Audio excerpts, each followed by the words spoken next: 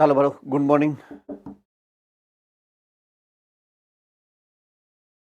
Bhuj centre, Baroda centre. Camera on કરશો please ફટાફટ. ચાલો ઓલ રાઈટ. છેલ્લે આપણે જ્યાંથી અટકાતા ત્યાંથી આગળ વધીએ. ભાષાંતરણની પ્રક્રિયા સુધી પહોંચ્યા છીએ, બરાબર છે. આની પહેલાના લેક્ચરમાં કદાચ આપણે નહોતા મળી શક્યા બીકોઝ ઓફ સમ મીટિંગ્સ.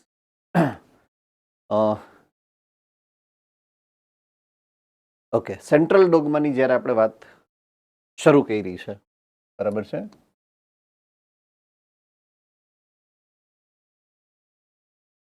એટલે કે મધ્યસ્થ પ્રણાલી. તો એના 3 કાર્યક્રમની વાત મૂળભૂત રીતે સમજવી પડે. પહેલી વાત છે એનું સ્વયંજનન, જેની વાત ઓલરેડી આપણે કરી ચૂક્યા છીએ. બીજી વાત આવે પ્રત્યાંકનની, જે પણ આપણે ઓલરેડી સમજ્યા. અને ત્રીજી વાત આવશે એ છે ભાષાંતરણની, જેની વાત આપણે અત્યારે કરશું.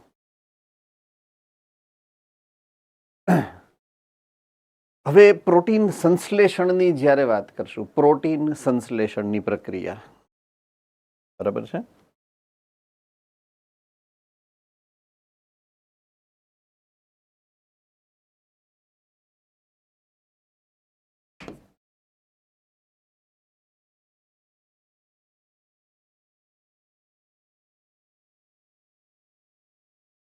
આ પ્રક્રિયા 3 સ્ટેપમાં થાય છે. આ બહુ ખાસ અગત્યનો મુદ્દો છે. બુકમાં છે નથી, મેં કન્ક્લુડ કરીને અહીંયા મૂક્યું છે. ડાયરેક્ટલી તમને બુકમાં નહીં જોવા મળે એવું કંઈ, બરાબર છે. સ્ટેપ નંબર 1, તબક્કાઓની વાત કરું, પ્રક્રિયાઓના તબક્કાઓની વાત કરું છું અત્યારે, બરાબર છે.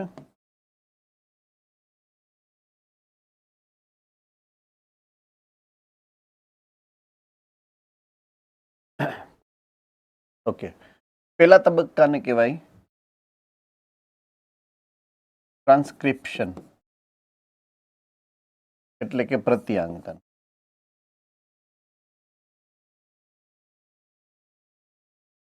આ ઘટના બને છે કોષ કેન્દ્રમાં.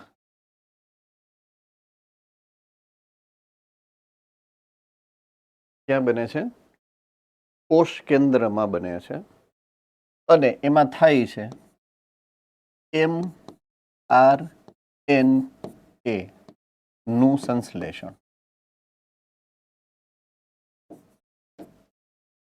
આ ઘટનામાં mRNA નું સંશ્લેષણ થાય. આપણે જોઈ ગયા છીએ ઓલરેડી આ પ્રોસેસ, બરાબર છે. પ્રોટીન સંશ્લેષણની પ્રક્રિયામાં મૂળભૂત રીતે ભાગ લેતા અણુઓ mRNA છે, એ પણ આપણને ખબર છે. tRNA અને rRNA બીજા 2 પ્રકારના RNA છે જે આ પ્રક્રિયા સાથે સંકળાયેલા છે. કઈ રીતે? તો કે rRNA જે રિબોઝોમ ઉપર છે, બરાબર છે, આ રિબોઝોમ ઉપર એ પ્રોટીન સંશ્લેષણની જૈવ રાસાયણિક પ્રક્રિયામાં ઉત્સેચક તરીકે વર્તે છે, એ પણ આપણને ખબર છે. એનો મતલબ એમ છે કે આ mRNA તમારે પહોંચાડવા પડશે ક્યાં? રિબોઝોમ ઉપર. ક્યાં પહોંચાડવા પડશે? રિબોઝોમ ઉપર. રિબોઝોમ ઉપર એનું પ્રત્યાંકન જે થયેલું છે એની ઉપરથી પાછું એનું ભાષાંતરણ થશે. તો ભાષાંતરણ માટે તમારે એને એક જગ્યાએથી બીજી જગ્યાએ નાખવા પડશે. કોષ કેન્દ્રમાં બન્યા છે એટલે કોષ કેન્દ્રમાંથી ઉપાડીને તમારે એને કોષ રસમાં આવેલ રિબોઝોમ સુધી પહોંચાડવાના છે. એટલે એ ઘટનાક્રમને કહેવાય ટ્રાન્સલોકેશન, અને ગુજરાતીમાં એને કહેવાય સ્થળાંતરણ. ઓકે, સ્થળાંતરણ કરે છે, કોનું સ્થળાંતરણ કરવાનું છે તમારે? mRNA નું. કારણ કે mRNA બન્યા છે ક્યાં? કોષ કેન્દ્રમાં. એની જરૂરિયાત ક્યાં છે? તો કે કોષ રસમાં. એટલે એ હું લખું છું કે કોષ કેન્દ્રમાંથી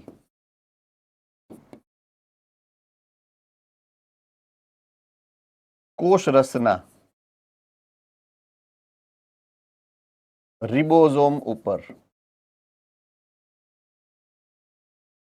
આ સ્થળાંતરણ થાય.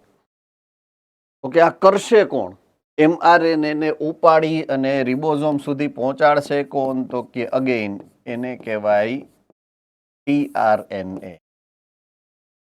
ખાલી ઈ એમિનો એસિડને લઈ જાય છે એવું નથી. tRNA અમુક એવા છે કે જે mRNA ને ઉપાડી અને એનું પણ ટ્રાન્સલોકેશન કરે છે, બરાબર છે. અને ત્રીજું ટ્રાન્સલેશન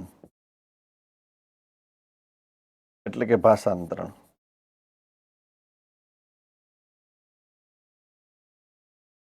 હવે આ પ્રશ્ન આપણે અહીંયા જ પહોંચ્યા છીએ. એકચ્યુઅલમાં આપણે જે સમજવાનું છે એ આ જ ક્રિયાવિધિ સમજ.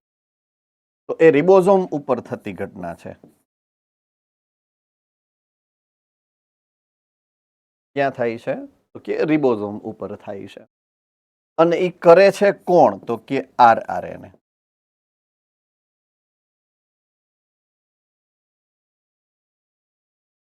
તો પ્રોટીન સંશ્લેષણની પ્રક્રિયામાં ત્રણેય આરએનએ નું કંઈક મહત્વ છે.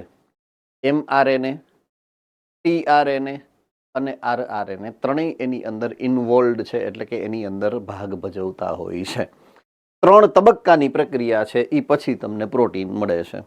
પહેલા ટ્રાન્સક્રિપ્શન થાય, પછી ટ્રાન્સલોકેશન થાય અને પછી ટ્રાન્સલેશન થાય. બરાબર છે. આ એક અગત્યની ક્રિયાવિધિ છે જે ટેક્સ્ટબુકમાં ક્લિયરલી ક્યાંય આપેલી નથી, પણ તમને ખબર હોવી જોઈએ, કારણ કે આગળના મુદ્દાઓ જ્યારે આપણે સમજવાના છે ત્યારે એની અંદર આનો ઉલ્લેખ કરવામાં આવ્યો છે. તો કે હું ફરીથી પાછો જ્યાંથી શરૂઆત કરવાની છે આપણે ભાષાંતરણની પ્રક્રિયાની, બરાબર છે, ત્યાં પાછો આવી ગયો અને તમારી સામે ભાષાંતરણની પ્રક્રિયા શું છે એની વાત કરું. કે ભાષાંતરણ એવી પ્રક્રિયા છે કે જેમાં એમઆરએનએ ઉપર આવેલા જનીન સંકેતો, બરાબર છે, કોડોન, એના ક્રમ જે પ્રમાણે છે એ પ્રમાણે કોષરસમાંથી ઉપાડી અને એક પછી એક એમિનો એસિડની ગોઠવણી કરવી પડે. આ એમિનો એસિડને એકબીજા સાથે જોડવાના છે, એટલે કે પોલિમર બનાવવાનો છે, અને એ જે નવો પોલિમર બને છે એ પોલીપેપ્ટાઇડ બને છે, એટલે કે પ્રોટીન બને. બરાબર છે. એટલે જે પ્રમાણે એમઆરએનએ ઉપર જનીનોની ભાષા છે એ જ પ્રમાણે નવી હવે પ્રોટીનની ભાષા આપણે બનાવવાની છે. એટલે ભાષાંતરણ શેમાંથી કરવાનું છે? તો કે ન્યુક્લિયોટાઇડની ભાષામાંથી. અને શેમાં કરવાનું છે? તો કે પ્રોટીનની ભાષામાં. એટલે આ એક ખાલી અગત્યનો ભાષાંતરણ શું કામ નામ પડ્યું? કારણ કે એક ભાષા ન્યુક્લિક એસિડની હતી, બીજી ભાષા કે પ્રોટીનની છે. એક ભાષા અલગ હતી, એમાંથી બીજી ભાષામાં એક પ્રકારના કાર્બનિક એસિડમાંથી બીજા પ્રકારનું કાર્બનિક એસિડ બનાવ્યું છે આપણે. બરાબર છે? ઓકે. હવે પ્રથમ અવસ્થા જ્યાંથી શરૂઆત થાય છે આ પ્રક્રિયાની, સ્ટેપ નંબર 1 ભાષાંતરણ પ્રક્રિયાનું, તો એને કહેવાય ટીઆરએનએ નું આવેશીકરણ અથવા તો એમાઇનો એસિલ ટીઆરએ નું નિર્માણ, અમાઇનો એસાઇલેશન ઓફ ટીઆરએનએ. હવે આ કેવા શું માંગે છે? બરાબર છે, એની આપણે વાત સમજીએ. બરાબર છે, કેવા શું માંગે છે આ ઘટના?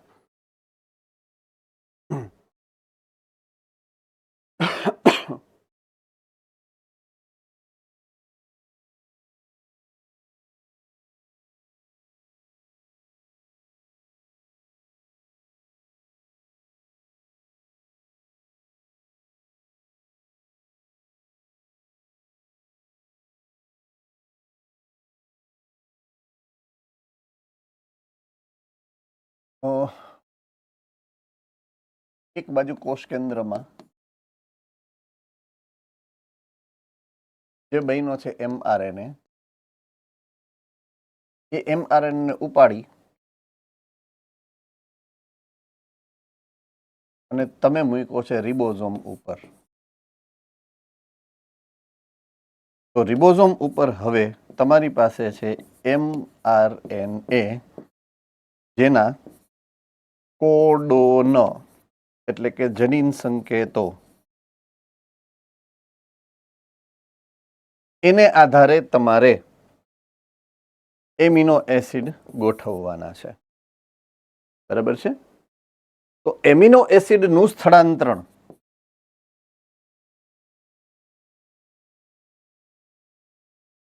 કોના દ્વારા થાય છે? તમારી જાણકારી જે છે એ મુજબ એમિનો એસિડનું સ્થળાંતરણ કોણ કરે છે? એમિનો એસિડ જે કોષ રસમાં છે એને પકડી અને રિબોઝોમ ઉપર કોણ લઈ આવી શકતું હશે? બરોડા.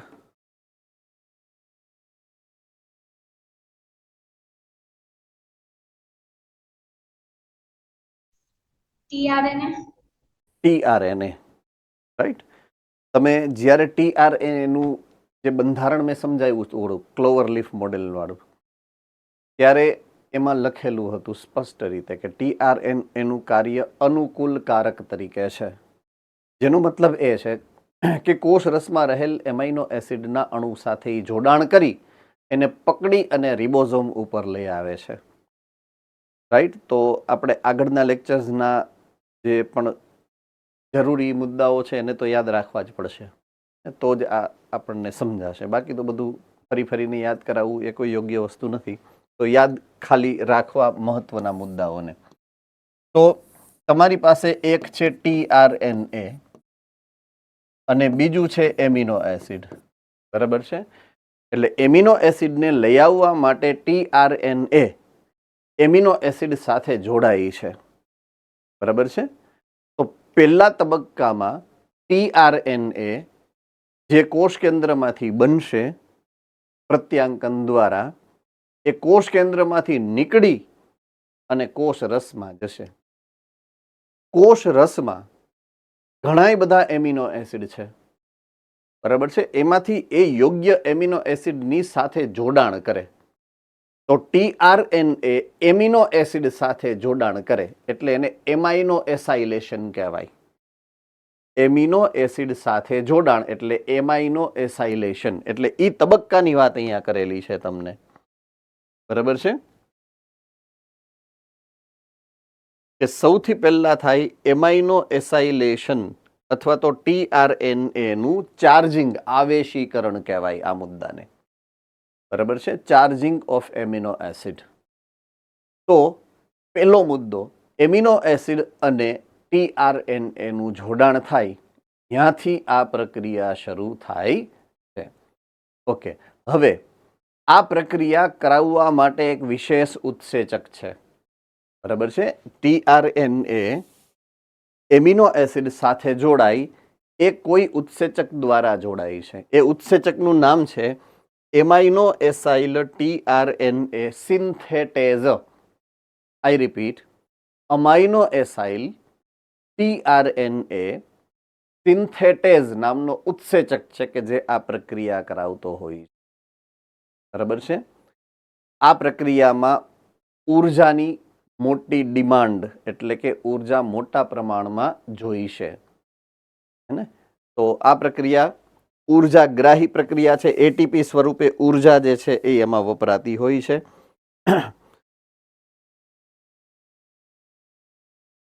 ઓકે, હવે વાત કરીએ છીએ જે જગ્યાએ આ પ્રક્રિયા પ્રોટીન સંશ્લેષણની થવાની છે, એ જગ્યા જેનું નામ તમે ઓલરેડી જાણો છો, રિબોઝોમ છે. રિબોઝોમ ઉપર આ પ્રક્રિયા થાય છે પ્રોટીન સંશ્લેષણની. એટલા માટે રિબોઝોમને પ્રોટીન સંશ્લેષણની ફેક્ટરી કહેવાય, કારણ કે એમાં બધા જ પ્રકારના પ્રોટીન રિબોઝોમ દ્વારા જ બને છે, કારણ કે રિબોઝોમ પાસે જ એ મશીનરી છે, રાઈટ?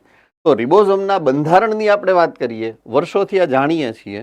રિબોઝોમનું બંધારણ ન્યુક્લિયો પ્રોટીન છે, રાઈટ? રિબોઝોમનું બંધારણ કેવું છે? Nucleo protein. ન્યુક્લિક એસિડ તરીકે કોણ છે? આરઆરએનએ. અને પ્રોટીન તરીકે એના 2 સબ યુનિટ છે. જો આપણે સુકોષ કેન્દ્રી કોષના આરએનએ વિશે, રિબોઝોમ વિશેની વાત કરીએ તો 60S અને 40S આ 2 પ્રકારના એના નાનો અને મોટો સમઘટક, સબ યુનિટ, બરાબર છે? તો એ પ્રમાણે 2 પ્રોટીન અને 1 આરએનએ, આરઆરએનએ, આ રીતના રિબોઝોમનું બંધારણ તમે ઘણા લાંબા સમયથી આ જાણો છો. ચેપ્ટર નંબર 10 ધોરણ 11માં પણ આવી ગયું છે, બરાબર છે? ઓકે, હવે રિબોઝોમની અંદર આવેલ ક્રિયાશીલ સ્થાનો, આ તમારે ક્યાંય કોઈ દિવસ આવ્યું નથી, પહેલી વખત આનો ઉલ્લેખ હું તમારી સામે મૂકું, બરાબર છે? એટલે ખાસ ધ્યાનપૂર્વક એને સમજવાનું છે. હવે રિબોઝોમના હું જો 2 સમઘટકની વાત કરું, 2 સબ યુનિટની વાત કરું, તો એક આ સબ યુનિટ ગણો તમે પહેલો, અને બીજો સબ યુનિટ ગણો તમે આવો. તો આ મોટો સબ યુનિટ છે જેનું નામ છે 60S નો સમઘટક પેટા યુનિટ, અને આ છે 40S નો પેટા યુનિટ. આ 2 પેટા યુનિટ છે, સબ યુનિટ છે એના. તો જે પ્રક્રિયા કરશે એ ઘટક છે 60S. જે આ સ્થાનની હું વાત કરું છું તમારી સામે શેર, એ 60S ની પાસે રહેલા સ્થાનો છે. મૂળભૂત રીતે 3 સ્થાનો છે એની પાસે. આ એક સ્થાન છે, આ બીજું સ્થાન છે અને આ ત્રીજું સ્થાન છે. આ સ્થાન ઉપર RRNA બેઠો છે.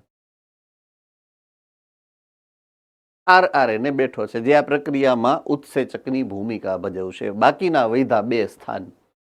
એક સ્થાનનું નામ છે A સ્થાન અને એકનું બીજા સ્થાનનું નામ છે P સ્થાન. બરાબર છે? તો એક છે A સ્થાન અને એક છે P સ્થાન. રેડી? તો એક એમિનો એસિડને ઉમેરે, tRNA અહીંયા પ્રવેશે. બરાબર છે? તો બીજું સ્થાન છે એ શું છે? અને ત્રીજું સ્થાન અહીંયા આપ્યું છે. એક E સ્થાન પણ આપેલું છે, જે નિકાસ સ્થાન કહેવાય. બરાબર છે? એક છે પેપ્ટિડિલ સ્થાન, એક છે એમિનો એસાઇલ સ્થાન. ઓકે, વાત કરું છું હું પહેલાની, એ સ્થાનની. એ સ્થાન તો એ એટલા માટે કે એનું નામ છે એમિનો એસાઇલ સ્થાન. આઈ રિપીટ, એમિનો એસાઇલ સ્થાન, એટલે એમિનો ઉપરથી એ શબ્દ આવ્યો છે. ઓકે, બીજું સ્થાન છે એનું નામ છે પી સ્થાન. પી સ્થાનનું પેપ્ટિડિલ સ્થાન છે. પેપ્ટાઇડ શૃંખલા ધરાવતા tRNA માટેનું સ્થાન છે. પેપ્ટાઇડ શૃંખલા ધરાવતા. બરાબર છે? ત્રીજું છે ઈ સ્થાન, કે જેનું નામ છે એક્ઝિટ. એક્ઝિટ એટલે નિકાસ, બહાર નીકળી જાય અહીંયાથી. નિકાસ સ્થાન છે, જે ખાલી tRNA ને બહાર નીકળવા માટેની જગ્યા આપશે. બરાબર છે? ઓકે, હવે હું વાત કરું છું, આ એ સ્થાન છે, આ પી સ્થાન છે અને આ ઈ સ્થાન છે. બરાબર છે? તો એ સ્થાને પહેલો એમિનો tRNA સૌથી પહેલો અહીંયા જોડાય.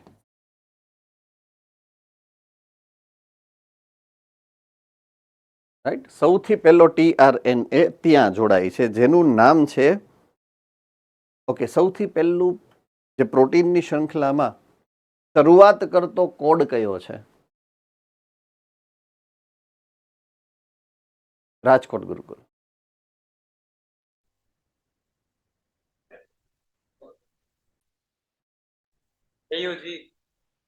AUG. એટલે AUG વાળો જે tRNA છે એને જ સૌથી પહેલા જોડાવાનું છે. એ ફિક્સ છે. બરાબર છે? બાપુની પેટર્ન ફિક્સ છે ત્યાં, કે આમ જ થાય. તો સૌથી પહેલો મિથિયોનિન વાળો એમિનો એટીપી જે છે એ અહીંયા આવીને બેસશે. બરાબર છે?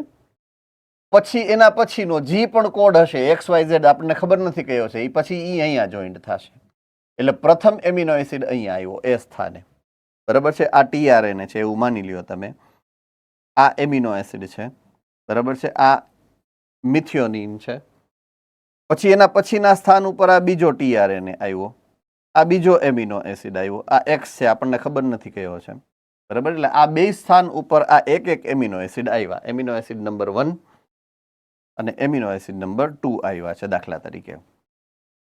હવે આ બે બાજુમાં આવી ગયા ને, એટલે હવે આ સક્રિય થાય. આ ભાઈ RRNA. કોણ સક્રિય થાય? RRNA. કરે શું? આની બેયની વચ્ચે પેપ્ટાઇડ બંધ બનાવી નાખે. શું બનાવી નાખે? પેપ્ટાઇડ બંધ. જેવો પેપ્ટાઇડ બંધ અહીંયા બને ને, એટલે આ ભાઈનું કામ હવે પૂરું થઈ ગયું. આ tRNA નું કામ હવે પૂરું થઈ ગયું. એટલે આ tRNA અહીંયાથી છૂટો પડી જાય. બરાબર છે? આ tRNA આ જગ્યાએથી છૂટો પડી જાય, એટલે tRNA બહાર નીકળવાનું થાય. એટલે અહીંયાથી આ tRNA બહાર નીકળી જાય, એટલે ઈ એક્ઝિટ સાઇટ થઈ ગઈ. તો પેલા એ સ્થાન હતું અહીંયા. બરાબર છે? અહીંયા ઓલો મિથિયોનિન વાળા ભાઈ આવ્યા. પછી આ પી સ્થાન ઉપર કોણ આવ્યું? તો કે બીજા નંબરનો X વાળો જે પણ XYZ એમિનો એસિડ છે ઈ આવ્યો. બરાબર છે? હવે શું થયું? નીકળું કોણ સૌથી પહેલા? ઓલા મિથિયોનિન વાળા tRNA ભાઈ નીકળી ગયા ત્યાંથી. એટલે એ જગ્યા ખાલી થઈ ગઈ. એ જગ્યા ખાલી થઈ ગઈ. એટલે હવે આ આખો માંચડો છે ને એક સ્ટેપ ખસી જશે. એક સ્ટેપ ખસે. બરાબર છે? એટલે આ હવે અહીંયા નવું સ્થાન આ થઈ ગયું.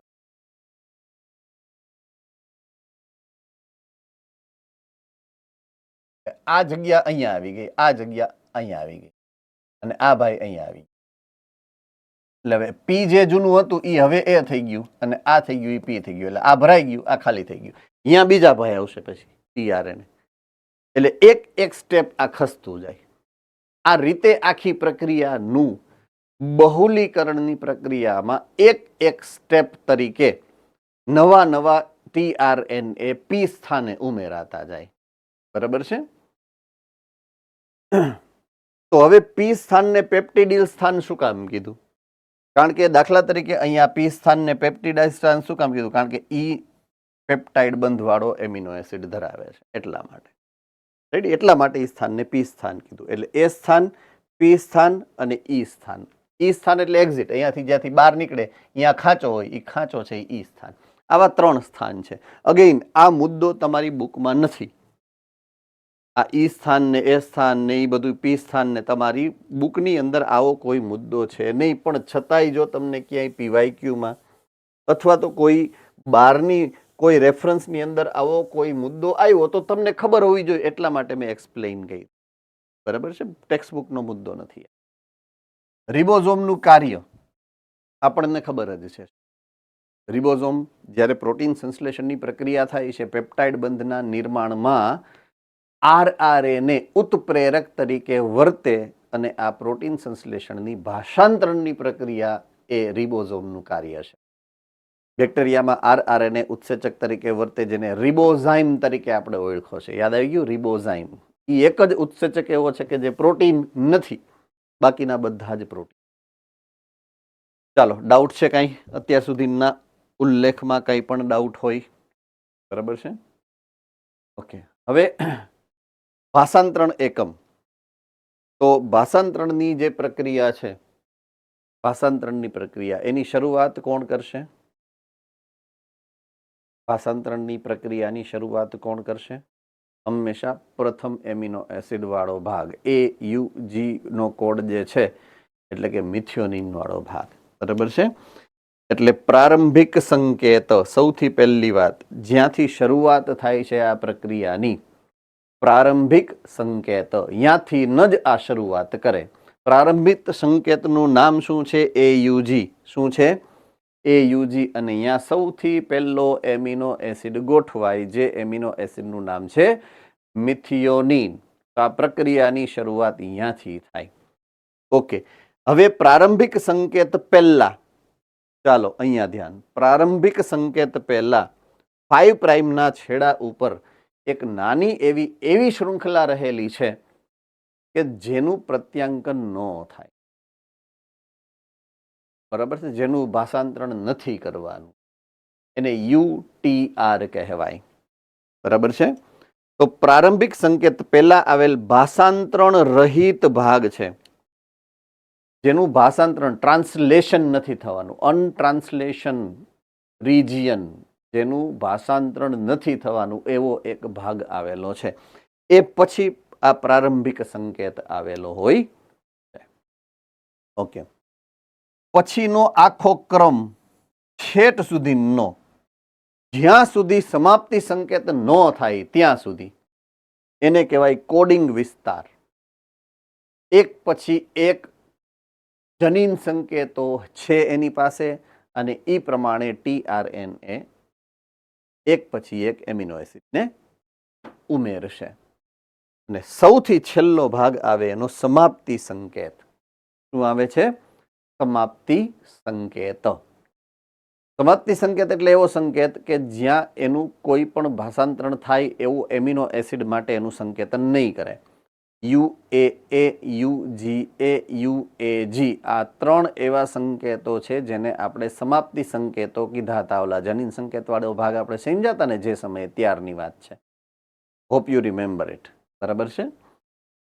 તો સૌથી પહેલા તો આ ભાષાંતરણ એકમ, જેમ પ્રત્યાંકન એકમ સમજ્યા છે એ પ્રમાણે ભાષાંતરણ એકમની વાત છે. ભાષાંતરણ એકમની શરૂઆત પ્રારંભિક સંકેતથી થાય. પછીનો જે રિજિયન છે એને શું નામ આપ્યું છે? તો કે કોડિંગ વિસ્તાર. અને સૌથી છેલ્લો જે ભાગ છે એને શું નામ આપ્યું છે? સમાપ્તિ સંકેત. હવે શરૂઆત જ્યાંથી થાય છે એટલે કે પ્રારંભિક સંકેત એની આગળ યુટીઆર નામનો વિસ્તાર છે, એટલે એવો ભાગ છે કે જેનું ભાષાંતરણ થવાનું નથી. એટલે આમ જોવા જઈએ તો ભાષાંતર એકમના 4 ઘટકો છે: યુટીઆર, પ્રારંભિક સંકેત, કોડિંગ સંકેત અને સમાપ્તિ.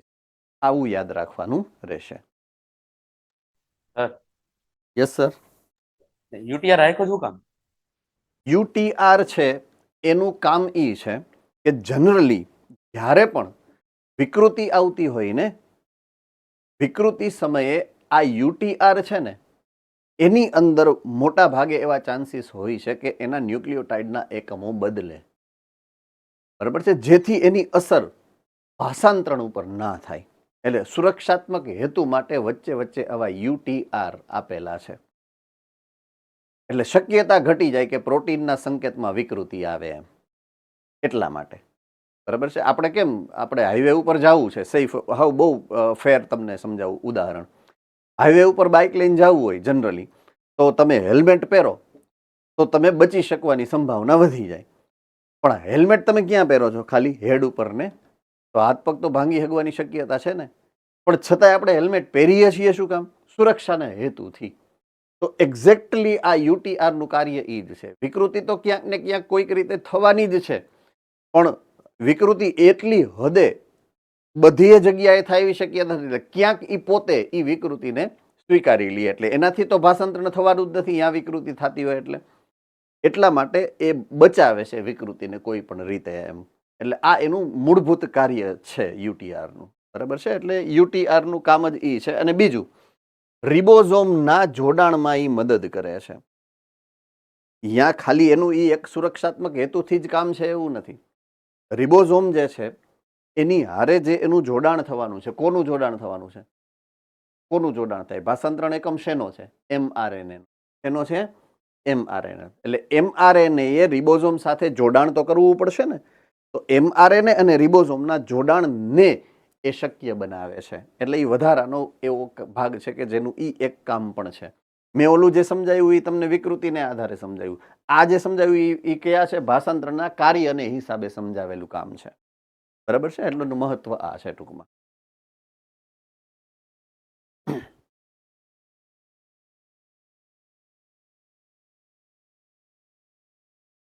ઓલરાઈટ. ભાષાંતરણની પ્રક્રિયાના તબક્કાઓ 3 તબક્કા છે. એક છે પ્રારંભ, બરાબર છે, બીજો છે એ છે પ્રલંબન, અને ત્રીજો છે એ સમાપન. એક્ઝેક્ટલી જે પ્રમાણે તમે પ્રત્યાંકનમાં સમજ્યા છે એ જ પ્રમાણે ભાષાંતરણના 3 તબક્કાઓ છે. તો પ્રારંભ કોને કહેવાય એ મારે તમને કદાચ સમજાવવું ના પડે હવે, જ્યાંથી આ પ્રક્રિયાની શરૂઆત થાય છે.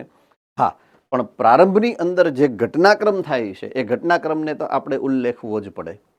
તો સૌથી પહેલા કોઈ એક ટીઆરએનએ કોઈ એક એમિનો એસિડ સાથે જોડાય અને એક વિશેષ પ્રકારનો ટીઆરએનએ બને.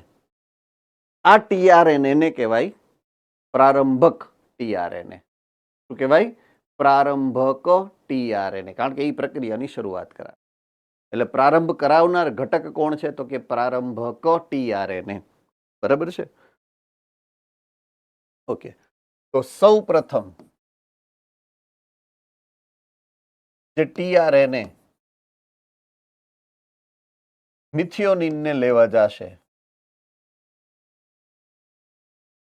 રાઈટ? મિથિયોનિન એમિનો એસિડનું નામ છે અને એક ટીઆરએનએ છે કે જે મિથિયોનિનને લેવા જશે. તો હું એવું માનું છું કે દાખલા તરીકે આ ટીઆરએનએ છે જે મિથિયોનિનને લેવા જાય છે. આ મિથિયોનિન છે, આ ટીઆરએનએ છે, એનું જોડાણ સૌથી પહેલા થાય. બરાબર છે. તો આ જે મિથિયોનિન છે એ સૌથી પહેલો એમિનો એસિડ હશે કે જે આ શૃંખલાની શરૂઆત કરશે. તો જ્યારે તમે પ્રત્યાંકનની પ્રક્રિયા સમજાતા, પોઈન્ટ સમજજો હવે, પ્રત્યાંકનની પ્રક્રિયા જ્યારે તમે સમજ્યા છો ત્યારે એનો જે અગ્રછેડો જ્યાંથી પ્રત્યાંકનની શરૂઆત થાય છે એને તમારે કેપિંગ કરવું પડ્યું હતું. યાદ છે? શું કામ કેપિંગ કર્યું હતું?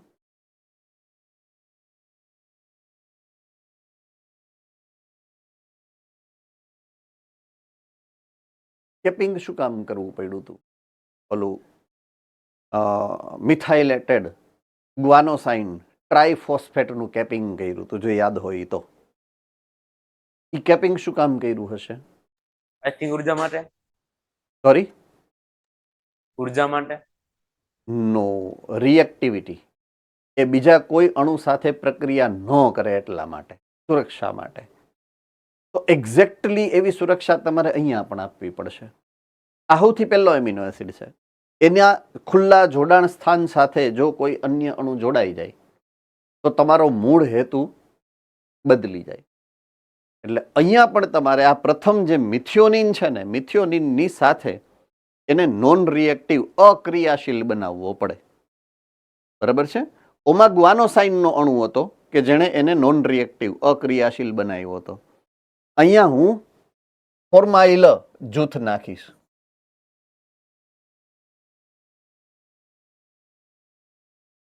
એનું જોડાણ કેની સાથે થાય? મિથિયોનિન સાથે.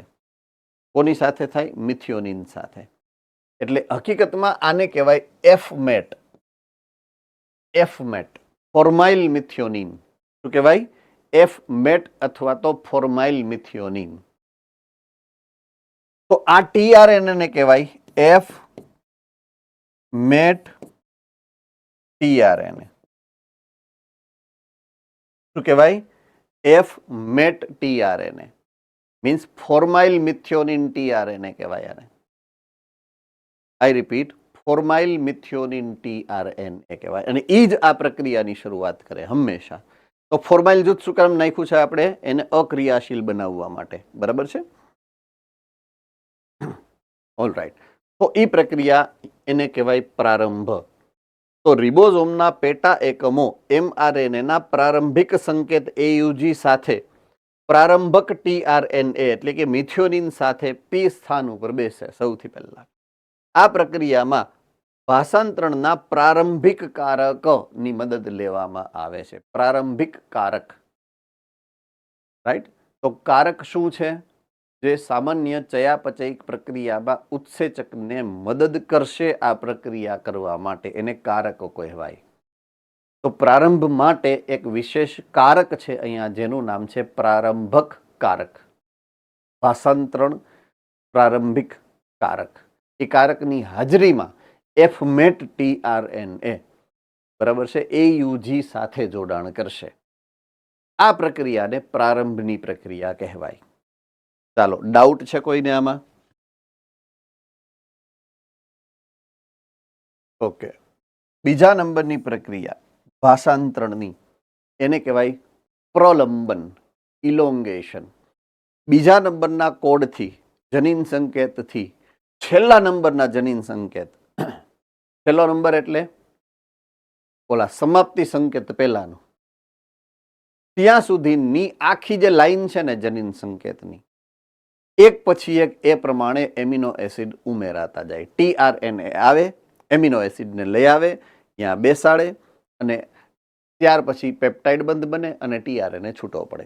આવી આખી પ્રક્રિયા છેટ સુધીની એને કહેવાય પ્રલંબનની પ્રક્રિયા. તો એમિનો એસાઇલ ટીઆરએનએ એ સ્થાન ઉપર આવે અને પેપ્ટાઇડ બંધ બને અને પોલીપેપ્ટાઇડ વધતી જાય.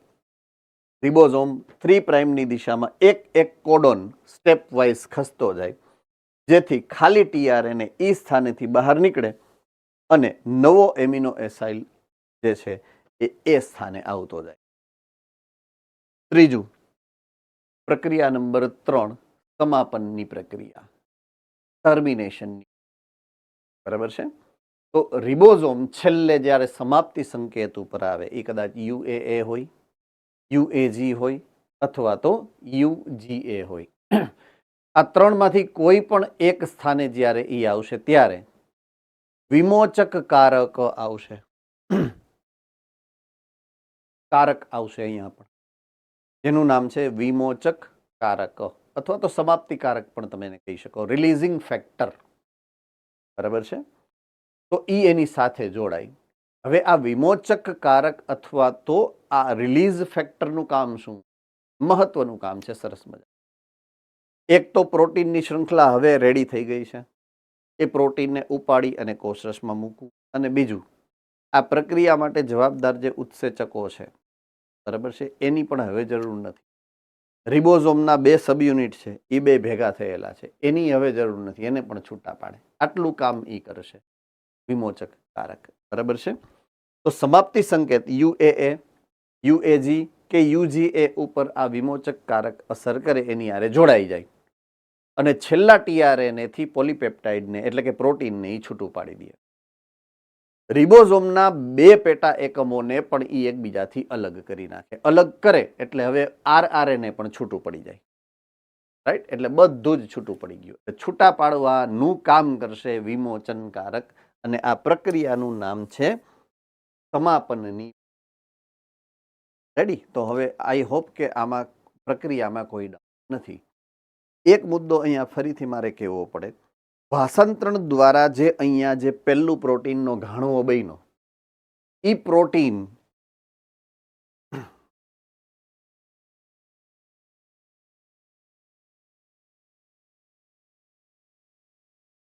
ભાષાંતરણની પ્રક્રિયા દ્વારા, બરાબર છે, એટલે કે mRNA માંથી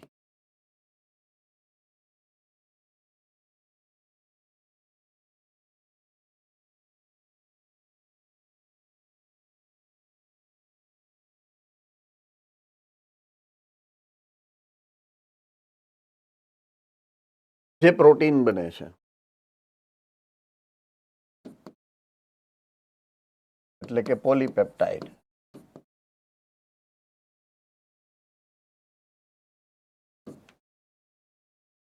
એ છે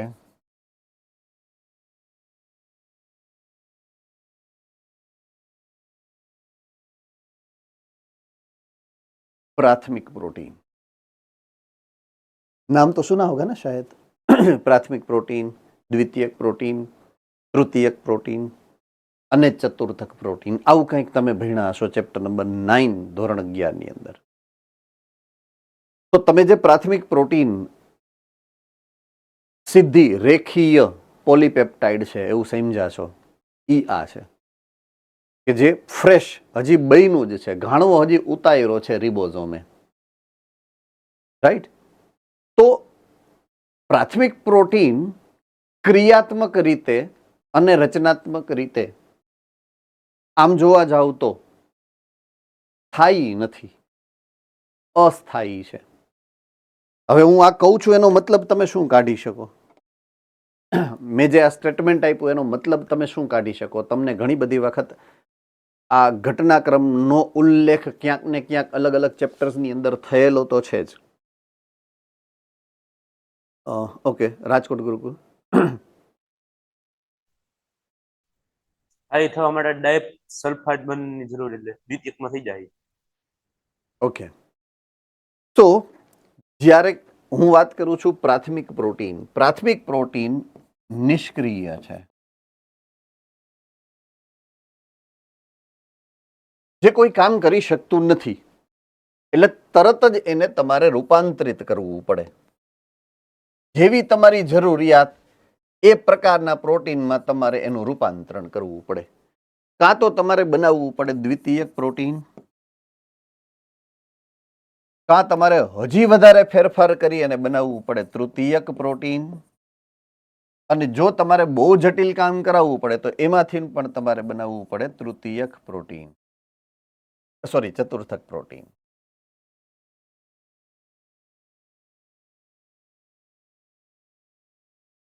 તો તમારી જેવી જરૂરિયાત એ પ્રમાણે તમારે એની અંદર મોડિફિકેશન કરવું પડે. રાઈટ? સક્રિય આ છે, આ છે, આ છે, આ સક્રિય નથી. તો નિષ્ક્રિય પ્રોટીન જે ઉત્પન્ન થાય છે રિબોઝોમ દ્વારા, સામાન્ય રીતે એનું રૂપાંતરણ કરીને સક્રિય પ્રોટીન બનાવવું પડે. આ જવાબદારી કોણે લીધી હશે? આ કામ કોણ કરતું હશે તમારા કોષની અંદર? યસ, ભુજ.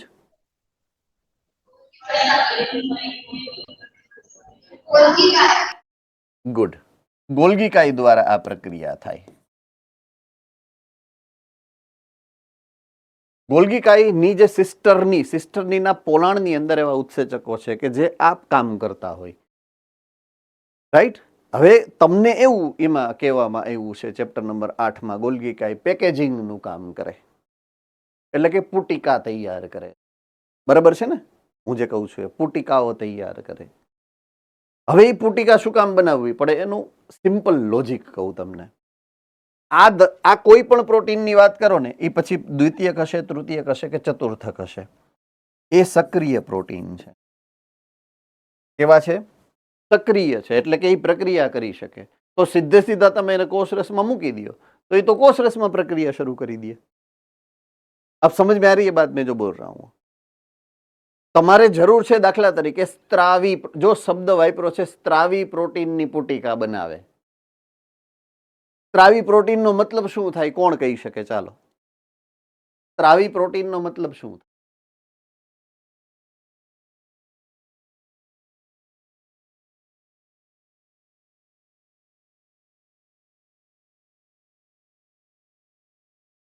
બોલો, કોઈ નહીં?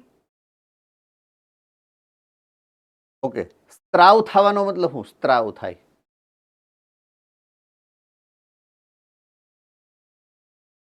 સ્ત્રાવ થાય. સંશ્લેષણ થાય એનો મતલબ શું થાય?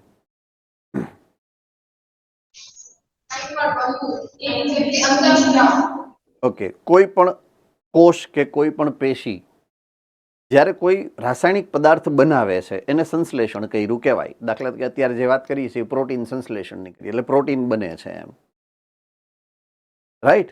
તો હવે સ્ત્રાવનો મતલબ શું છે ખબર છે? બનાવ્યા પછી એનું વહન કરવા માટે એને કોષની બહાર કાઢી અને એને એક માધ્યમ દ્વારા, કોઈ એક, દાખલા તરીકે રુધિર, તો કોષમાંથી રુધિરમાં જાય અને રુધિર દ્વારા એનું વહન એક જગ્યાએથી બીજી જગ્યાએ થાય. આને સ્ત્રાવ કર્યો કહેવાય. બરાબર છે? ઓકે, સ્ત્રાવ કરવો શું કામ પડે?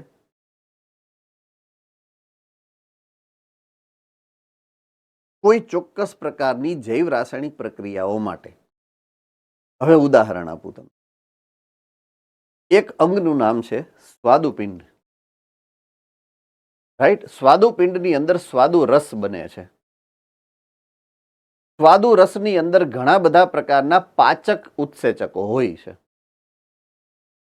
આવું ખ્યાલ છે આપણને કે નથી ખબર? કોને કોને ખ્યાલ છે? હેન્ડ રેઝ કરો જોઈએ એટલે મને ખબર પડે. ઓકે, એક બે જણાને ખબર છે, બાકી તો હરી હરી છે આ તો બધું, હે ને? ચેપ્ટર નંબર મને યાદ હોય 6 કે 7 કંઈક હશે, ધોરણ 10 માં આવ્યું, જૈવિક ક્રિયામાં આવ્યું તો આવું બધું તમને સ્વાદુ રસ ને.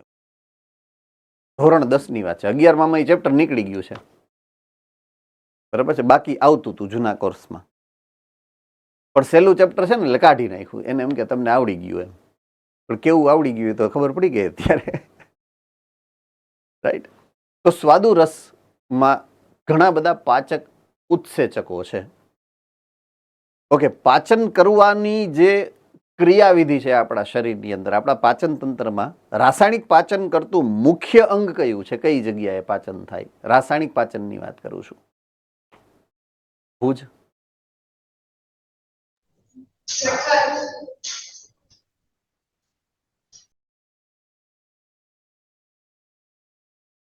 એમાં યાંત્રિક પાચન થાય. ઘન ખોરાક પ્રવાહી ખોરાકમાં રૂપાંતરિત થાય એસિડની મદદથી. એ ભૌતિક પાચન છે, એટલે કે યાંત્રિક પાચન છે, જેમાં એક ઘન પદાર્થ પ્રવાહી પદાર્થમાં રૂપાંતરિત થાય. રાસાયણિક પાચનનો મતલબ છે ઉત્સેચક દ્વારા એનું વિઘટન થવું, મૂળભૂત રીતે. તો એ મુખ્ય અંગ આપણા પાચન તંત્રનું કયું છે કે જે આ કામ કરતું હશે? નાનું આંતરડું અને એમાં પણ પક્વાશય. બરાબર છે? નાના આંતરડાના પક્વાશયનો વિસ્તાર આ કામ કરે આપણા શરીરની અંદર.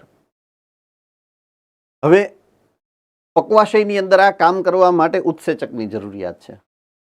આ ઉત્સેચક બનાવશે સ્વાદુપિંડ. સ્વાદુપિંડ અલગ જગ્યાએ છે, પક્વાશય અલગ જગ્યાએ છે. એટલે સ્વાદુપિંડ ઉત્સેચક બનાવી એનો સ્ત્રાવ કરશે ક્યાં? તો કે પક્વાશયની અંદર. તો હું દાખલા તરીકે સ્વાદુપિંડના કોષની વાત કરું તો સ્વાદુપિંડના કોષને ઉત્સેચક એટલે કે પ્રોટીન બનાવવાનું છે અને સ્ત્રાવ કરવાનો છે છેટ ક્યાં? તો કે પક્વાશયની અંદર. તો એ જે ઉત્સેચક બનાવે છે, એ જે પ્રોટીન બનાવે છે ને સ્ત્રાવી પ્રોટીન કહેવાય. દાખલા તરીકે હું એમ કહું કે અમાઇલેઝ બનાવે, તો એ અમાઇલેઝનું કામ એને પક્વાશયમાં કરવાનું છે, એ કોષમાં, પોતાના કોષમાં નથી કરવાનું. તો પોતાના કોષમાં એ ઉત્સેચક નાખે અને એ કામ ત્યાં થવા માંડે તો એ ફેલ ગયું કહેવાય ને. ઓલું વાં કોણ કરશે? તો એટલે એને શું કરવું પડે? એક નાનકડી એવી કોથળી, પુટિકા બનાવી અને પછી એને બહાર કાઢ્યું કોષરસમાંથી. એટલે એ જે છે કોથળીની અંદર એ અમાઇલેઝ છે, એ કોષ રસમાં કાંઈ હળીહંચા ન કરી શકે. અબ સમજ મેં આ રહી है बात? તો ગોલ્ગી કાઈ આ રીતે પુટિકાનું નિર્માણ આ હેતુથી કરે છે કે એ જે પ્રોટીન બનાવે છે ને એ પ્રોટીન પોતાના કોષમાં કોઈ રિએક્શન ન કરે. એટલે ગોલ્ગી કાઈ પુટિકા બનાવે છે એનું કારણ આ છે. પણ ગોલ્ગી કાઈનું મૂળ કામ શું છે? નિષ્ક્રિય પ્રોટીનને સક્રિય પ્રોટીનમાં ફેરવવાનું. પ્રાથમિક પ્રોટીનને દ્વિતીયક, તૃતીયક કે ચતુર્થક પ્રોટીનમાં ફેરવવાનું મૂળભૂત કાર્ય એનું છે. ફેરવાઈ ગયા પછી એને ફરજિયાત પુટિકા બનાવવી જ પડે, એટલે એને પેકેજિંગ યુનિટ પણ કહેવાય. ડન છે? આટલું સમજાઈ ગયું છે ને પરફેક્ટલી?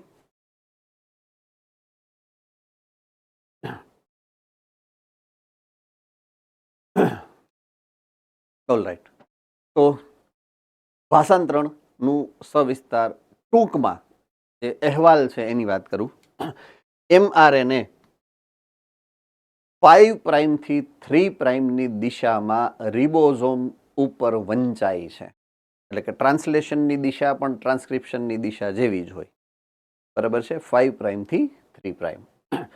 જ્યાંથી શરૂઆત થશે એ 5 પ્રાઇમ. એટલે સૌથી પહેલો જે એફમેટ tRNA પ્રારંભ કરશે એ mRNA ના 5 પ્રાઇમના છેડા તરફ કરશે.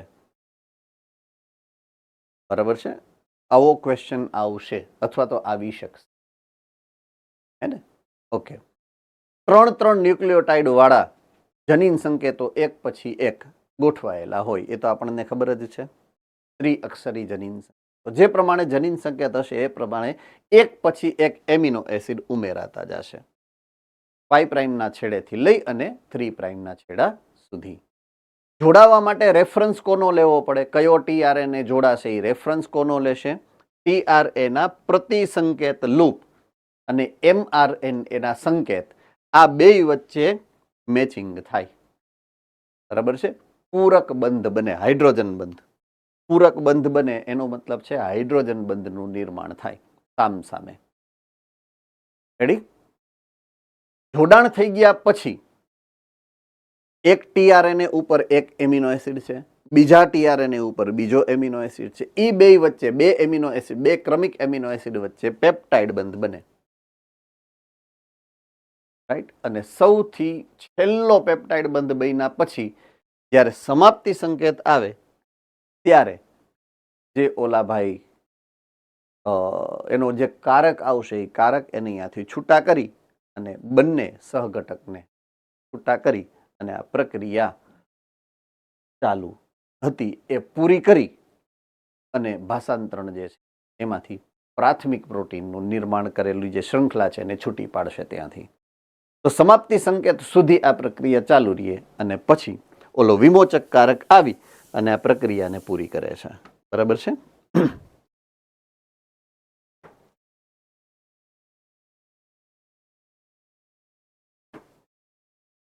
ચાલો, હવે આવે છે એક અઘરી કવિતા, હે ને? જનીન અભિવ્યક્તિનું નિયમન.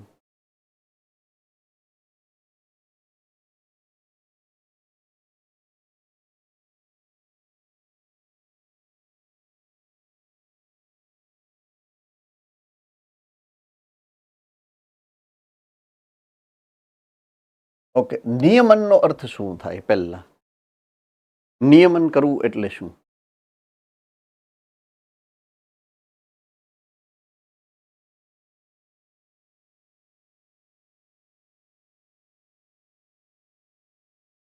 બરોડા?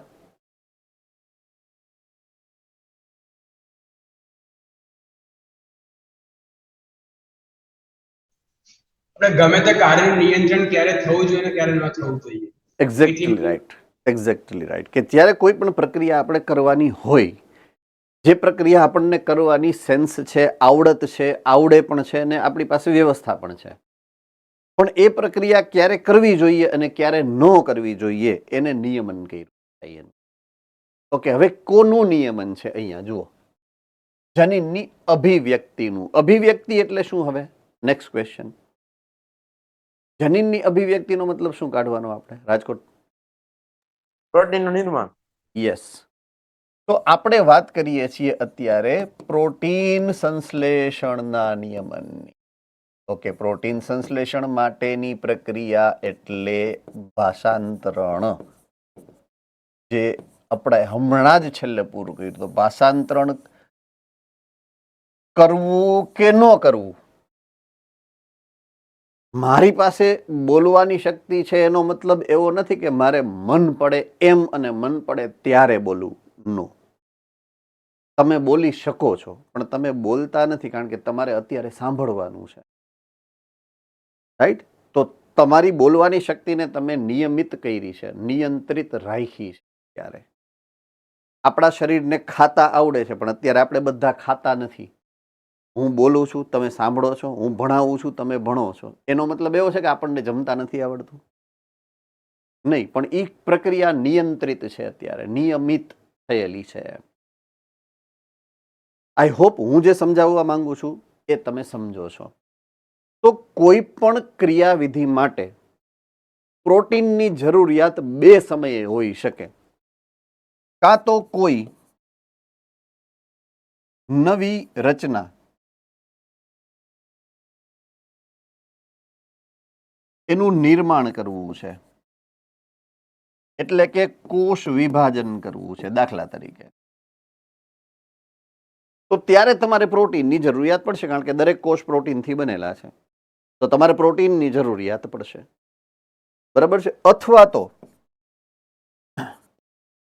કોઈ ચોક્કસ દેહધાર્મિક ક્રિયા કરવી છે કોષને. બરાબર છે? તો એ માટે એની જરૂરિયાત શું છે ચયાપચય માટે? તો કે ઉત્સેચક. તો કાં તો એને ઉત્સેચક બનાવવું છે, કોઈ ચોક્કસ ચયાપચયની પ્રક્રિયામાં એને સામાન્ય ચયાપચય માટે સક્રિય રહેવું છે, અથવા તો કોષ વિભાજન કરવું. ફક્ત એ જ સમયે એને ભાષાંતરણ કરવાનું છે, બાકી એને ભાષાંતરણ કરવાની કોઈ જરૂરિયાત નથી. કહેવાનો મતલબ એવો. રાઈટ? એ ત્યારે જ એને પ્રત્યાંકન કરવાનું છે. ભાષાંતરણ ક્યારે કરવું પડે? જ્યારે પ્રત્યાંકન થાય ત્યારે ને. તો જનીન અભિવ્યક્તિ માટે સૌથી પહેલા પ્રત્યાંકનની વાત આવે. તો પ્રત્યાંકન ક્યારે કરવું અને ક્યારે ન કરવું એને કહેવાય છે જનીન અભિવ્યક્તિ. ભલે ડીએનએ એટલે કે જનીન એની ક્ષમતા છે કે એ પ્રત્યાંકન કરી, ભાષાંતરણ કરી અને પ્રોટીન બનાવી શકે, પણ દરેક સમયે એ જનીનને અભિવ્યક્ત થવું એ જરૂરી નથી. એટલે જનીનો પોતાની અભિવ્યક્તિ એટલે કે પ્રત્યાંકન ક્યારે કરી શકે અને ક્યારે ન કરી શકે એ ઘટનાક્રમને કહેવાય જનીન અભિવ્યક્તિ. બરાબર છે? શું કહેવાય? જનીન અભિવ્યક્તિનું નિયમન. જેટલું સરળ લાગે એટલું સમજવું સરળ નથી, કારણ કે જનીન અભિવ્યક્તિની વાત જ્યારે કરી, આપણે કેટલું ભણ્યા છીએ જનીન શું છે ત્યાંથી શરૂ કરી. તો સ્વયં જનનને છોડો તો પણ પ્રત્યાંકન પછી ભાષાંતરણ, એમાં કેટલા તબક્કાઓ તમે ભણ્યા છો. રાઈટ? એક તો જનીન છે એ શું છે, પછી પ્રત્યાંકન એકમ છે એની વાત કરી હતી, જેમાં એક આગળનો વિસ્તાર છે જેને નિયંત્રક કીધો હતો તમે. બરાબર છે? નિયંત્રક જનીન. પછી ઓપરેટર સ્થાન આવ્યું હતું. બરાબર છે? પછી આવ્યું હતું ઓલું બંધારણીય જનીન તમારું, અને પછી છેલ્લે સમાપક આવ્યું હતું. એટલે પ્રારંભક વિસ્તાર ને આખો એ જે આખું કન્સેપ્ટ, કેટલું બધું તમે ભણ્યા છો આમાં. તો દરેક જગ્યાએ તમને કોઈક ને કોઈક એવી વ્યવસ્થા મૂકેલી છે કે જે પ્રક્રિયા માટે જવાબદાર હોય. દાખલા તરીકે પ્રત્યાંકનની એક વાત કરી, પ્રત્યાંકન એકમની વાત કરી, તો પ્રત્યાંકન એકમમાં સીધે સીધું પ્રત્યાંકનની જે પ્રક્રિયા શરૂ થાય છે એ પ્રક્રિયાને શું કીધું હતું? પહેલો તબક્કો કયો છે પ્રત્યાંકનનો? કોણ કહેશે?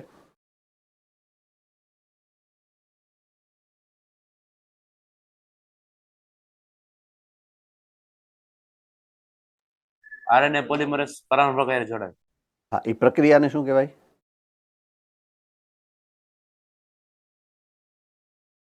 એ તબક્કાને શું કહેવાય? પ્રારંભક તબક્કો. યસ, પ્રારંભક તબક્કો. ઓકે, એ પ્રક્રિયામાં આરએનએ પોલિમરેઝનું જોડાણ કરવા માટે તમે એક વ્યવસ્થા રાખી છે, નિયમન રાખ્યું છે. સિગ્મા કારક. યસ, સિગ્મા કારક. તો જો દરેક તબક્કે તમે કોઈક ને કોઈક કારક ગોઠવો છે જેનું નિયંત્રણ કરે છે, જેનું નિયમન કરે છે, તો આપણે ઈ આખી વાત સમજવી, રિપીટ કરવી પડે. મેં તમને જેટલું અત્યાર સુધીમાં ભણાવ્યું ને, દરેક તબક્કે કોઈક ને કોઈક એક પ્રકારનું આપણે નિયમન કરતો ઘટક મૂકેલો છે. એટલે એ આખી સ્ટોરીને અહીંયા સ્ટેપ વાઇઝ રિવાઇઝ કરી છે કે જનીન અભિવ્યક્તિનું જ્યારે નિયમનની વાત આવશે ને, તો નિયમન એક સ્તરે નથી, નિયમન કેટલા બધા સ્તરે કરવામાં આવે છે. લગભગ મોટા ભાગના સ્તરોની આપણે વાત કરી ચૂક્યા છીએ. આપણા માટે નવું નથી. આ જે આખું લખેલું છે ને એ બધું આપણે ક્યાંક ને ક્યાંક ભણી ગયા છીએ. બરાબર છે? તો જનીન અભિવ્યક્તિ નિયમનનો એક વ્યાપક અર્થ છે. વ્યાપક એટલે બહુ મોટો અર્થ છે. ઘણા બધા અલગ અલગ સ્તરો ઉપર આ નિયમન થાય છે. રાઈટ? તો ચાલો સૌથી પહેલી વાત કરીએ પ્રત્યાંકનથી. તો પહેલું સ્તર છે પ્રત્યાંકન સ્તર. પહેલું સ્તર કયું છે? પ્રત્યાંકનનું સ્તર. તો પ્રત્યાંકનની શરૂઆત પહેલું એટલે કે પ્રારંભ, બીજો પ્રલંબન તબક્કો અને ત્રીજું સમાપ્તિ તબક્કો. ત્રણેય માટે ફેક્ટર્સ એટલે કે કારકો છે. પ્રમોટર, રાઈટ, અને એનહાન્સરનો સમાવેશ થાય.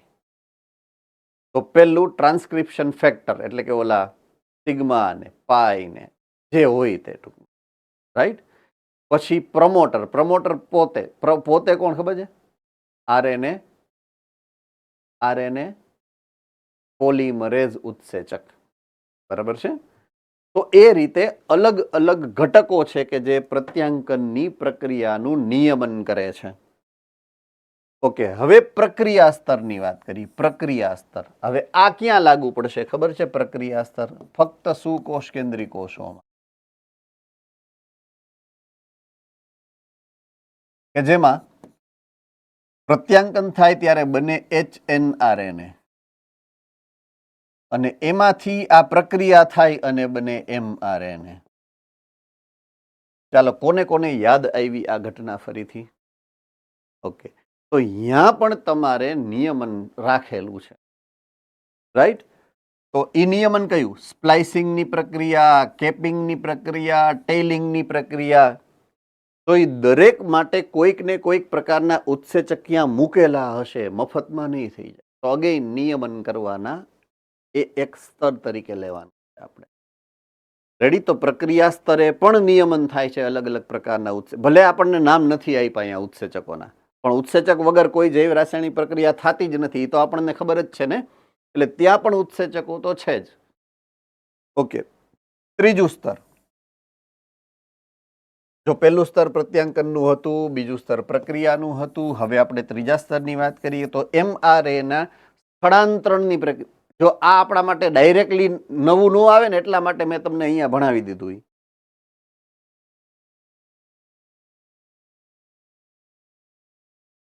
જો આવી રહ્યું આ સ્થળાંતરણ.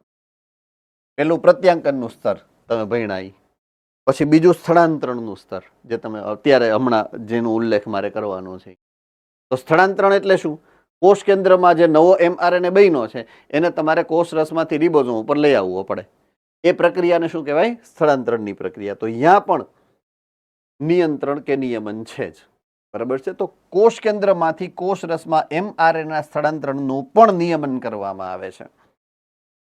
અમુક mRNA ને કોષ રસમાં જતા અટકાવાય છે અને અમુકને મોકલાય છે.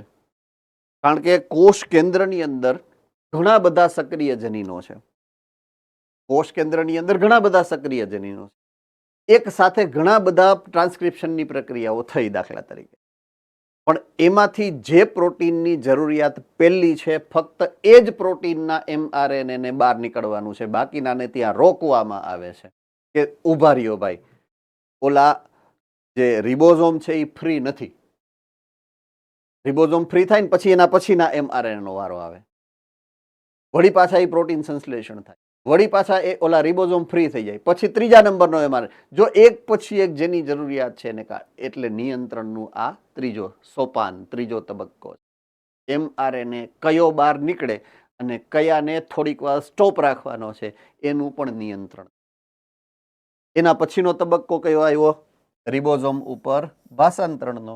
એટલે ચોથા તબક્કામાં ભાષાંતરણનું નિયમન, જે હમણાં જ આપણે સમજ્યા 3 તબક્કામાં થાય છે, પ્રારંભ, પ્રલંબન અને સમાપ્તિ. બધાયના કારકો હતા, બધાયમાં ઉત્સેચક હોય, તો એ રીતે એનું આ 3 સ્ટેપમાં, પ્રારંભમાં, પ્રલંબનમાં કે સમાપ્તિમાં વિશેષ કારકો દ્વારા આવી રહ્યું, જો કારકો દ્વારા એનું નિયમ. અને છેલ્લામાં છેલ્લું એટલે કે 5મું જે સ્તર છે એ પ્રોટીનના રૂપાંતરણનું સ્તર. એ મેં તમને કીધું કે પ્રાથમિક પ્રોટીન બને રિબોઝોમ ઉપર, પછી ગોલ્ગી કાય દ્વારા એનું રૂપાંતરણ થાય, કાં તો દ્વિતીયક, કાં તો તૃતીયક અથવા તો ચતુર્થક, કોષની કે શરીરની જરૂરિયાત મુજબ. તો એના માટે જે પણ પ્રક્રિયા કરવાની છે એ કોને કરવાની છે? ગોલ્ગી કાય. ગોલ્ગી કાયની અંદર રહેલા ઉત્સેચક આ પ્રક્રિયા ફેરફારોની કરશે. તો ભાષાંતરણ પછી જે ફેરફારો થાય અને પ્રોટીનને નિષ્ક્રિયમાંથી સક્રિય એટલે પ્રોટીનની સક્રિયતાના કાર્યનું નિયમન કરે, એ છેલ્લું પ્રોટીનના રૂપાંતરણનું સ્તર થઈ ગયું. પ્રોટીન જ્યારે બનશે ત્યારે કેવો બનશે? નિષ્ક્રિય. પછી એને સક્રિય બનાવવામાં આવે છે. તો એ પણ એક પ્રકારનું નિયમન કે નિયંત્રણ ગણી શકાય. તો આટલા લેવલે તમારે નિયમન કરવું પડે છે. જનીન અભિવ્યક્તિ ફાઇનલી જ્યારે ઓલું પ્રોટીન બની જાય, રૂપાંતરણ થયા પછી સક્રિય બને ને ત્યારે એ અભિવ્યક્તિ આપશે. તો એ પહેલા આટલા બધા અસ્તરમાંથી એને પસાર થવું પડે છે. બરાબર છે? ક્રમિક તબક્કાઓમાંથી એને પસાર થવું પડશે. રેડી? ડાઉટ? સર, જી. ચેપ્ટર નંબર 10 માં આરએનએ હતું, આમાંથી સ્થળાંતરમાં આવશે કે પછી ભાષાંતરમાં આવશે? ફરીથી chapter number 10 RNA I test વાળું હા, સ્થળાંતરમાં આવશે કે પછી ભાષાંતરમાં? આરએનએ ઇન્ટરફિયરન્સ આખું અલગ જ પોઈન્ટ ઓફ વ્યૂ છે. બરાબર છે? દાખલા તરીકે હું જે વાત કરું છું કે ભાઈ પ્રત્યાંકન થાય, તો હું નિમેટોડાની વાત કરું, નિમેટોડા, જેના ઉપર તમે આરએનએ ઇન્ટરફિયરન્સ ભણ્યા છો. હું ઈ જીવડું છે, એ જીવડું જ્યારે એ પ્લાન્ટ એટલે કે વનસ્પતિને ખાવા જાય છે, પોઈન્ટ સમજો, તો એને જે પ્રક્રિયા કરવી છે જૈવ રાસાયણિક કે ચયાપચયની, એના માટે એની પાસે જનીન છે. જનીન પ્રત્યાંકન કરીને પ્રોટીન બનાવશે અને એ પ્રોટીન જે છે એ ચયાપચયમાં યુઝ કરશે. હવે આપણને એનાથી નુકસાન થાય છે, વનસ્પતિને નુકસાન થાય છે, એટલે આપણે શું કર્યું? વનસ્પતિની અંદર એવું જનીન નાખી દીધું કે જે ઓની સામે એની પૂરક શૃંખલા mRNA બનાવે. એટલે ત્યારે બેયની અંદર પ્રત્યાંકન એકી સાથે થાય, ત્યારે બેયનું ઇન્ટરેક્શન થાય, તો બાકી નહીં. સમજાય છે? એટલે આ ઘટનાને આરએનએ ઇન્ટરફિયરન્સ કહેવાય લોજિકલી. હવે તમારો પ્રશ્ન આને અનુલક્ષીને શું છે? આપણે ભાષાંતર અટકાવી દીધું, ભાષાંતરમાં નિયમન કરી નાખ્યું. નિયંત્રણ અભિવ્યક્તિનું પ્રત્યાંકનનું છે. જો મેં હજી અહીંયા તમને ફરીથી પાછો લઈ જાઉં, જે હું પ્રત્યાંકનની વાત કરતો હતો, નિયમનની, એ પ્રત્યાંકનની નિયમનની, પ્રત્યાંકનનું નિયમન. ભાષાંતરણ પ્રત્યાંકન થાય તો જ થશે ને. એટલે મારે તો મૂળ બોચો જ પકડાય ને, મારે શું કામ હાથ પકડવો જોઈએ? અહીંયાથી ને શ્વાસ જ રૂંધી નાખું તો શું થાય? એટલે નિયમન અહીંયાથી થાય, પ્રત્યાંકનના લેવલે મૂળભૂત રીતે કરવાનું છે આપણે. રેડી? નિયંત્રણ મૂળભૂત રીતે કાં તો પ્રત્યાંકન થશે ને કાં તો નહીં થાય. ઇન શોર્ટ, કોઈ પણ કોષને કોઈ એક તબક્કે પ્રોટીનની જરૂરિયાત છે કે નહીં, કાં તો છે અને કાં તો નહીં. જો છે તો પ્રત્યાંગન થાય, જો નથી તો પ્રત્યાંગન નહીં થાય. બસ આને જનીન અભિવ્યક્તિનું નિયમન કહેવાય. પણ નિયમન ખાલી એક જ સ્તરે થાય છે એવું નથી, ત્યાં તો થાય જ છે, પણ એ સિવાયના સ્તરે પણ નિયમન થાય છે. એટલે ખાલી એક જ કઈ મારવું હોય દાખલા તરીકે તો શ્વાસ રૂંધીને મારી શકાય, પણ મારવાના બીજા રસ્તાઓ પણ છે ને. એમ નિયંત્રણ અહીંયા તો થાય જ છે, પણ બીજી અલગ અલગ રીતે પણ તમે નિયંત્રણ તો કરી જ શકો છો, એવું એણે કીધું પહેલા. પણ મૂળ નિયંત્રણ આપણે જે ભણવાનું છે એ તો આ જ પ્રત્યાંકનના સ્તરે જ એનું નિયમન કુદરતી રીતે કઈ રીતના થાય છે એની આપણે વાત હવે છે. આ થાય તો જ આ બધું થાય. એટલે મૂળ હેતુ આપણો જે હવે સમજવાનો નેક્સ્ટ પોઈન્ટ ઓફ વ્યૂ છે, પ્રત્યાંકનના સ્તરે જ આપણે જનીન અભિવ્યક્તિનું નિયમન આપણા કોષો કરતા હોય છે. મૂળ નિયમન ત્યાંથી શરૂ થાય. કઈ રીતે થાય કે જ્યારે પ્રોટીનની જરૂરિયાત છે તો પ્રત્યાંગન થાય, જો પ્રોટીનની જરૂરિયાત નથી તો પ્રત્યાંગન નથી કરવાનું. તો એ કેવી રીતના નિયમિત થાય છે, કઈ રીતના નિયંત્રિત થાય છે, એની વાત હવે આગળ આપણે સમજતી જવાની છે.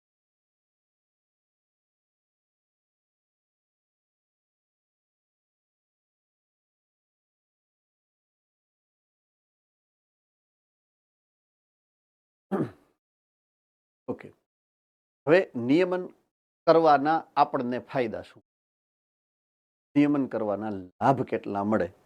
લાભ નંબર 1 જે આપણનો કોષનો કે પેશીનો ફાયદો થાય એ છે એટીપી, એની બચત.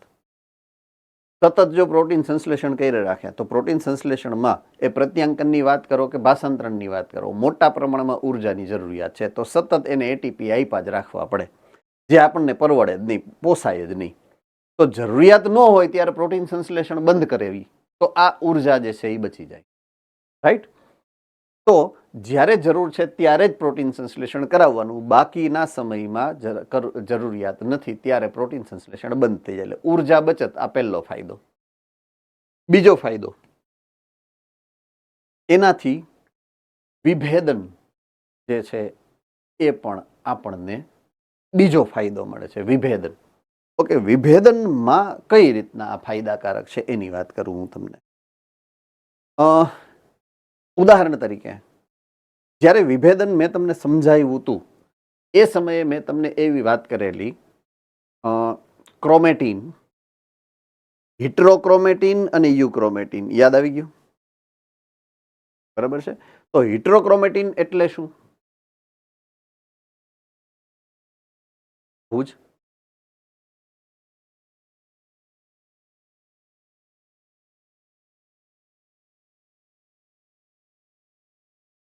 હિટ્રોક્રોમેટીન ખબર છે, યાદ છે? ઓકે, રાજકોટ.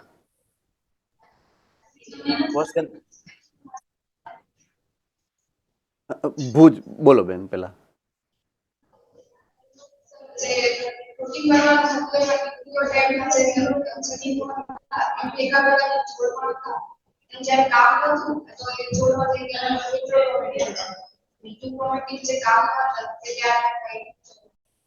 ઓકે,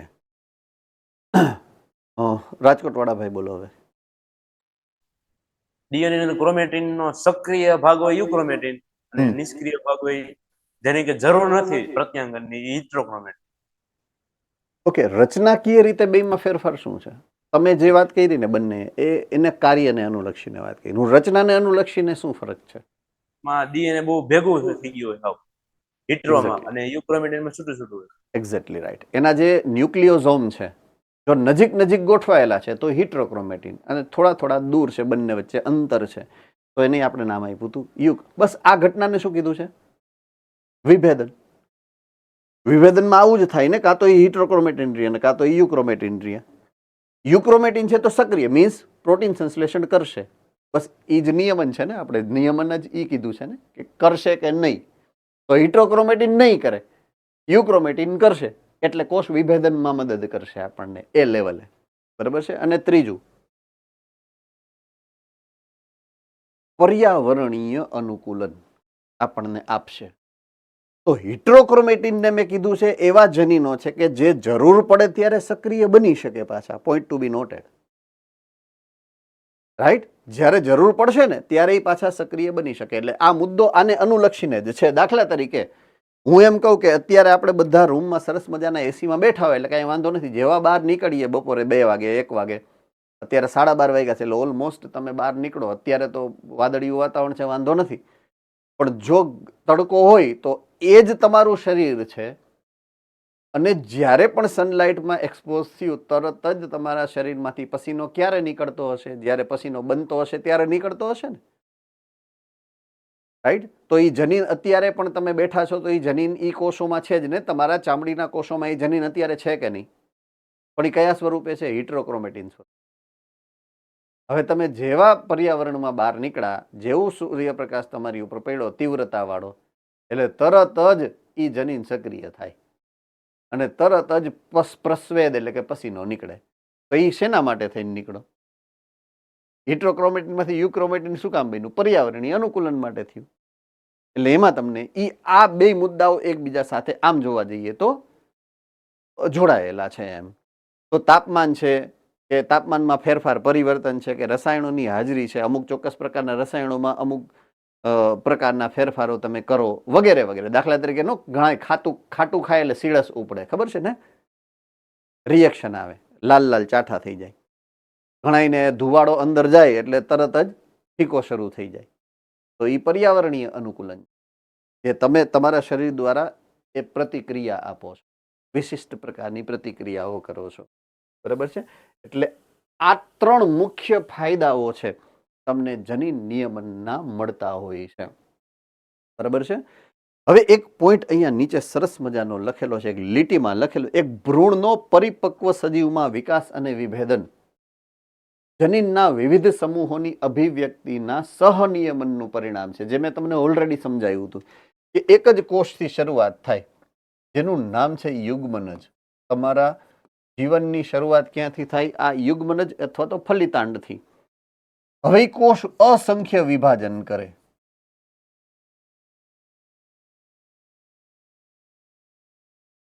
અને એની સાથે એ કરશે આ વિભેદન. એટલે પ્રથમ શું બને ખબર છે? આ ભ્રૂણ બને, ખબર છે ને? ભ્રૂણના 3 ગર્ભસ્તરો બને. આપણે દાખલા તરીકે મનુષ્યની કે ઉચ્ચ કક્ષાના સજીવોની વાત કરો, ઉચ્ચ કક્ષાના પ્રાણીઓ, 3 ગર્ભસ્તર બને, રાઈટ? એક છે અંતઃ ગર્ભસ્તર, એક છે મધ્ય ગર્ભસ્તર અને એક છે બાહ્ય ગર્ભસ્તર. આ 3 ગર્ભસ્તર બને. ત્રણેયમાંથી અલગ અલગ પ્રકારના અંગો બને. અંતઃ ગર્ભસ્તરમાંથી આંતરિક અંગો બનશે, બાહ્ય ગર્ભસ્તરમાંથી બાહ્ય અંગો જે તમને દેખાય છે એ બનશે, અને બેની વચ્ચેના જે પણ પિલર છે એ બધા મધ્ય ગર્ભસ્તરમાંથી બને. તો એ પણ શું છે? અહીંયા પણ શું થશે? કોષ વિભાજન અને વિભેદન. આ જ થવાનું છે. તો મૂળભૂત રીતે આ કયો કે આ કયો કે આ કયો, આ બધાયમાં વિકાસ, એક શબ્દ આવ્યો તો ચેપ્ટર નંબર 13. વિકાસની પ્રક્રિયામાં આ 2 મહત્વના કામ થાય. આ વિકાસ જ છે જેમાં કામ તો આ 2 જ થાય, કોષ વિભાજન અને વિભેદન. તો વિકાસની પ્રક્રિયા નું નિયમન પણ જનીન દ્વારા જ થાય. Simple logic. એ રિવાઇઝ કર્યું તમને, એ પોઈન્ટને અહીંયા ભેગો કર્યો છે. એટલે અલગ અલગ જનીનોના સહનિયમનનું પરિણામ છે આ વિકાસની આખી પ્રક્રિયા. કે જ્યાં જેની જરૂર પડે એ જનીનને સક્રિય રાખવાનું, જેની જરૂર નથી એને નિષ્ક્રિય કરી દેવાનું. હિટ્રોક્રોમેટિન બનાવો અથવા તો યુક્રોમેટિન બનાવો, બરાબર છે?